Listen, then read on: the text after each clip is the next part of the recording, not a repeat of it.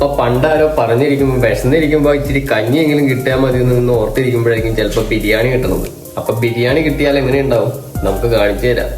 അപ്പൊ നമ്മൾ ഇച്ചിരി ബിരിയാണി ഇങ്ങനെ ഉണ്ടാക്കാൻ അങ്ങോട്ട് വെച്ച് നമ്മള് വലിയ കാശുകാരനൊന്നും ഇല്ലട്ടോ. ഇന്നത്തെ കാലത്തൊക്കെ ബീഫ് കഴിക്കണമെങ്കിൽ അരപ്പവൻ സ്വർണം കൊണ്ട് പണയം വെക്കണം. അപ്പൊ ഇതാണ് നമ്മുടെ ബീഫിനുള്ള സവാള ബയറ്റിയിട്ടുണ്ട്. ബീഫ് കിടന്ന് വേവുണ്ട്, ചൂടൊക്കെ ഉണ്ട് കേട്ടോ.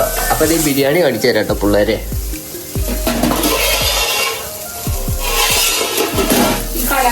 നമ്മന്റെ ബിരിയാണി വെളുത്ത ബിരിയാണിയാണ്. ആള് ഇനി കളറൊന്നും പറ്റില്ലെന്നൊന്നും പറയരുത്, കളറ് കുറച്ചിട്ടുള്ള ബിരിയാണിയാണ്. ഇച്ചിരി മല്ലിച്ചെപ്പും ഇച്ചിരി പുതിനച്ചെപ്പും നമുക്ക് അതിലേക്ക് അങ്ങോട്ട് വിതറി അങ്ങ് തൂകി അങ്ങോട്ട് കൊടുക്കാം. ഇവിടെ തുറന്ന് ഇവിടെ പുള്ളേ ഇതങ്ങോട്ട് ഇട്ടിട്ട് അങ്ങോട്ട് കൊടുക്കും കേട്ടോ. എന്നിട്ട് ഇത് അടച്ചു വെക്കണം, അല്ലെങ്കിൽ മണവും ഗുണമൊക്കെ അങ്ങ് പോകും.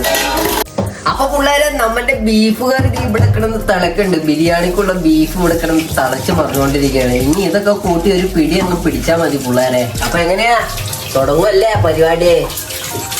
അപ്പൊ നമുക്ക് അങ്ങ് തുറന്നാലോ. നമ്മള് കുളിയൊക്കെ കഴിഞ്ഞ് വന്നിട്ടോ. ഇതാണ് സാധനം. അടുത്തായിട്ട് നമ്മുടെ ബീഫ് കറി ഉണ്ട്.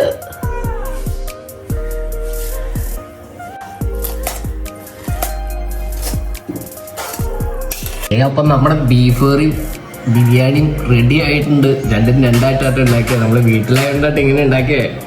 ഒരു പിടി അങ്ങോട്ട് പിടിച്ചു നോക്കാം. അപ്പൊ അത് ഒരു കഷ്ണം ബീഫ് അങ്ങോട്ട് എടുക്കുക. ബീഫ് അങ്ങ് എടുത്തിട്ട് ഈ ചോറിന്റെ കൂട്ടിൽ അങ്ങ് പിടിച്ചിട്ടില്ലേ ഞാനോ അച്ചാറുണ്ട് കേട്ടാ. ഇടയ്ക്കൊന്ന് തൊട്ട് നക്കാനായിട്ട്.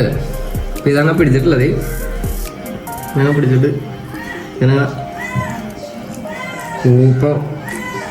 ഒന്നും പറയാനില്ല. അപ്പൊ എല്ലാവരോടും എന്നോട് ക്ഷമിക്കുക. ഞാനത് തിന്നങ്ങോട്ട് തീരട്ടെ. എല്ലാവർക്കും ടാറ്റാ ബൈ ബൈ.